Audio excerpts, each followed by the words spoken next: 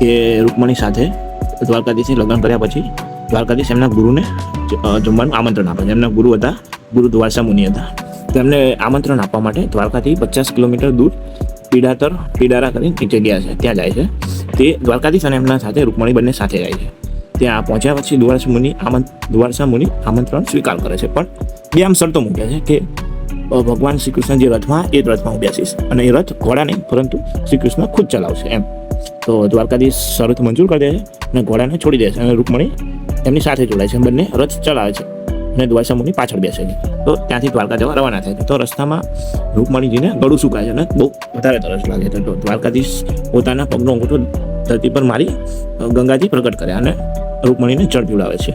દ્વારસા મુનિને જોયા પછી તે ક્રોધિત થાય છે અને દ્વારસા મુનિને આજ્ઞા વગર પાણી કેવી રીતે કાઢ્યું એનો શ્રાપ દે છે કે મને પૂછ્યા વગર પાણી કેમ નહીં કાઢ્યું. એટલે રૂકમણીજીને શ્રાપ આપે છે. એ શ્રાપ એવો હોય છે કે દ્વારકાધીશ અને રૂકમણી બંનેને 12 વર્ષ સુધી અલગ રહી વીરની જિંદગી જીવશે. આ શ્રાપના લીધે રૂકમણી ભગવાન દ્વારકાધીશથી અલગ રહી તપ કરે છે અને પોતાના હાથે ભગવાન દ્વારકાધીશની પ્રતિમા બનાવે છે. આ પ્રતિમા આજે બેટ દ્વારકામાં છે, બિરાજમાન છે એવું કહેવામાં આવે છે.